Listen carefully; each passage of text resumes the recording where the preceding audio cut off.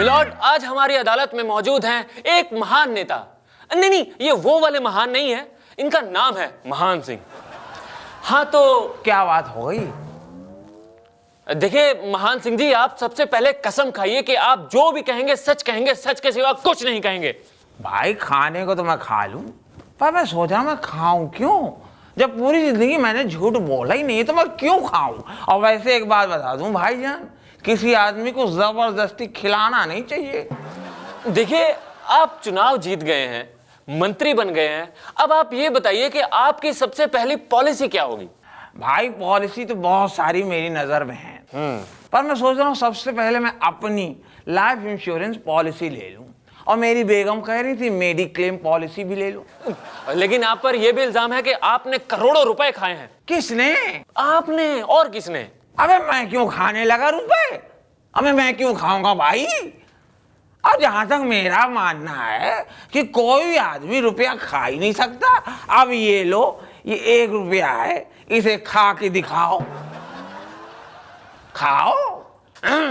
देखिए आप पर यह भी इल्जाम है कि आपने टैक्स चुराया है। किसने? आपने। और मैं ना चुराता टैक्स, मैं क्यों चुराने लगा टैक्स? मेरे को ध्यान आया, मैं चुराया नहीं, मैंने टैक्स बचाया होगा। वो तो सरकार का नारा है, बचत करो बचत करो बचत करो। तो मैंने बहुत सोचा क्या बचत करूं क्या बचत करूं, लो भाई मैंने टैक्स बचा लिया। मिलॉर्ड, आज हमारी अदालत में मौजूद हैं पाकिस्तान के तेज गेंदबाज शोएब अख्तर। आप पर सबसे पहला इल्जाम यह है कि आप बॉल टेम्परिंग करते हैं। जनाब उर्दू या हिंदी में फरमाइए, अंग्रेजी बाउंसर हो जाती है। देखिए मेरे कहने का मतलब यह है कि आप गेंद के साथ छेड़छाड़ करते हैं। गलत इल्ज़ाम है, हम बॉल के साथ छेड़छाड़ नहीं करते। हम जब भी छेड़छाड़ करते हैं लड़कियों के साथ करते हैं। बॉल तो हमारी रोजी रोटी है। लेकिन बॉल टेम्परिंग करते हुए आप कई बार पकड़े गए हैं। कई बार कहाँ, 2-3 बार पकड़ा गया हूँ, बाकी बार तो बच गया। देखिए आप तेज गेंदबाजी नहीं, आप इंसान भी बहुत तेज हैं। जी हाँ, मैं बहुत तेज़ हूँ। मैं जितना तेज़ी से टीम में आता हूँ उतना ही तेज़ी से बाहर भी हो जाता हूँ। देखिए हमने सुना है कि आपने कहा है कि अब आप मैदान पर बॉल टेम्परिंग नहीं करेंगे। जी हाँ, क्योंकि मैं बॉल को घर से टेम्पर करके लाऊंगा। देखिए आप पर यह भी इल्जाम है कि आप बॉल टेम्परिंग, मैच फिक्सिंग और स्पॉट फिक्सिंग अलग अलग मैचों में ये कारनामे दिखा चुके हैं। अब आपका क्या इरादा है? अब ball tampering, match fixing, spot fixing, ये सारे के सारे कारनामे मैं एक ही मैच में करना चाहता हूं। मिलॉर्ड, आज हमारी अदालत में मौजूद हैं कॉमनवेल्थ गेम्स के अध्यक्ष नरेश कलमाड़ी। जय महाराष्ट्र। देखिए आप पर सबसे पहला इल्जाम यह है कि आपने अपने कॉन्ट्रैक्टर के मना करने के बावजूद भी फुट ब्रिज जल्दी शुरू करवाने की जिद की। ऐसा क्यों? ऐसा मैंने देश की इज्जत बचाने के लिए किया। वो कैसे? सीधी सी बात है, खेल के दौरान हमारे खिलाड़ी जब उस ब्रिज से गुजरते तो गिर जाते, तो कम से कम उनके पास घायल होने का बहाना तो था। देखिए इंटरनेशनल प्लेयर्स कंप्लेंट कर रहे हैं कि उनके रूम्स बहुत ही ज्यादा गंदे हैं, उनमें बिल्कुल भी सफाई नहीं है। उसके लिए आप क्या कर रहे हैं? ये सब झूठ है, मीडिया द्वारा उड़ाई हुई ये अफवाह है। मैंने खुद हर प्लेयर के रूम में जा जाकर एक बाल्टी, एक झाड़ू, एक बोतल फिनाइल रख दी। खाली समय में साफ सफाई करें, अपना ध्यान रखें, इससे ज्यादा और फैसिलिटी क्या चाहिए? लेकिन आपको इंटरनेशनल प्लेयर्स की फैसिलिटी के लिए कुछ और एक्शन लेना चाहिए। मैंने बहुत सारे नए कदम उठाए। हर प्लेयर के हाथ में म्युनिसिपल कॉर्पोरेशन की एप्लीकेशन दे दी है और एमसीडी का पता भी दे दिया है। इसका मतलब इंटरनेशनल प्लेयर्स खुद अर्जी लेकर एमसीडी के ऑफिस जाएंगे? तो प्रॉब्लम क्या है? ये बाहर के जो प्लेयर हैं हमारे म्युनिसिपल कॉर्पोरेशन दिल्ली के ऑफिस में जाएं, ऊपर से नीचे तक घूमें, बड़े बाबू को मिले, छोटे बाबू को मिले, यहाँ से वहाँ, इस विंडो से उस विंडो जाएं। इससे इनकी ट्रेनिंग भी हो जाएगी और इनकी फिटनेस भी बनी रहेगी। अच्छा आप ये बताइए कि आपने कॉमनवेल्थ गेम्स की गलतियों से कुछ सीखा कि नहीं? बहुत कुछ सीखा है। कॉमनवेल्थ गेम में जो वेल्थ है ये कॉमन है, इसे मीडिया में और नेताओं में बराबर बांटना चाहिए। अकेले डकारने से बहुत भारी पड़ सकता है। मिलॉर्ड, आज हमारी अदालत में मौजूद हैं एक समाज सेवक। नाम क्या है आपका? पापा ने भी रखा नहीं, यह हो सकता है रखा हो और बता न रहे हो। खामोश रहिए। देखिए आप पर सबसे पहला इल्जाम यह है कि आप हैं तो समाज सेवक, लेकिन आपने समाज के लिए आज तक कुछ भी नहीं किया है। अरे मैंने बहुत कुछ किया है। मैंने अपने सालों को सरकारी नौकरियां दिलवा दी, जो मेरे भतीजे उनको ट्रक दिलवा दिए, और जो मेरे भांजे उनको सरकारी ठेके दिलवा दिए। पर वो तो आपके परिवार के लोग हैं। तो क्या हुआ, है तो समाज का हिस्सा। देखिए, आप पर यह भी इल्जाम है कि आपने आज तक कभी कोई आंदोलन नहीं किया है। अरे क्या बात कर रहे हैं, मैंने बड़ी लड़ाइयां लड़ी हैं अत्याचार के खिलाफ। मैं भूख हड़ताल में बैठा हूं, मैंने मौन व्रत किया है, मैंने लड़ाइयां लड़ी, संघर्ष किया है। लेकिन किसके खिलाफ? अपनी बीवी के खिलाफ। पर वो तो आपकी बीवी है। तो क्या हुआ, है तो समाज का हिस्सा।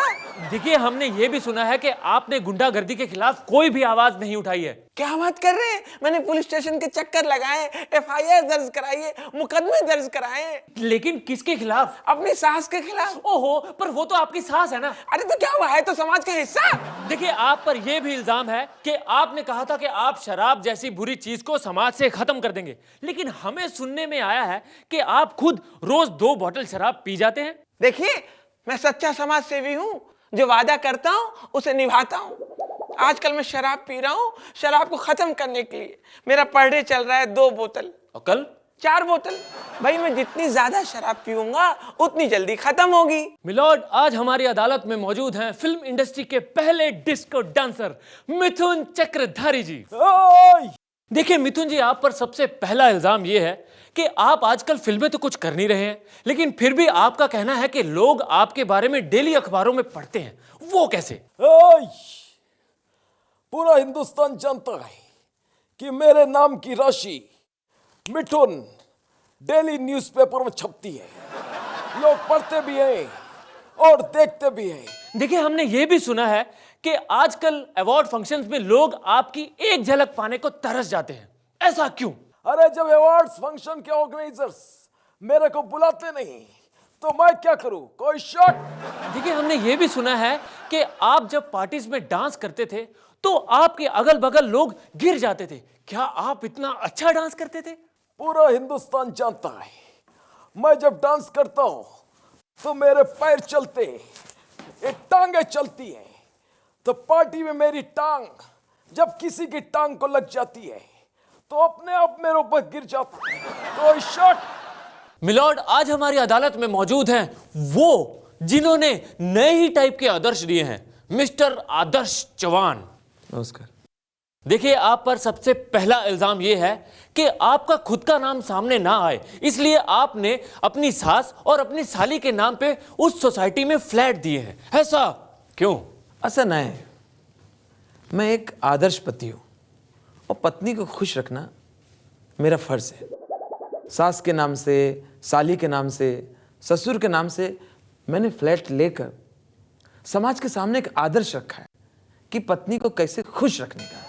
तो उसमें तकलीफ क्या है? देखिए, वो फ्लैट शहीदों के नाम पे थे। अरे बाबा, अगर मैं अपनी वाइफ के रिश्तेदार लोग को फ्लैट नहीं देता था तो मेरी सास और मेरी साली मिलके मुझे शहीद कर देते थे, उसका क्या? देखिए, आप पर यह भी इल्जाम है कि आपने अपनी कुर्सी बचाने के लिए दूसरे लोगों का नाम दिया। ऐसा क्यों? ऐसा नहीं है, आपका जानकारी बराबर नहीं है।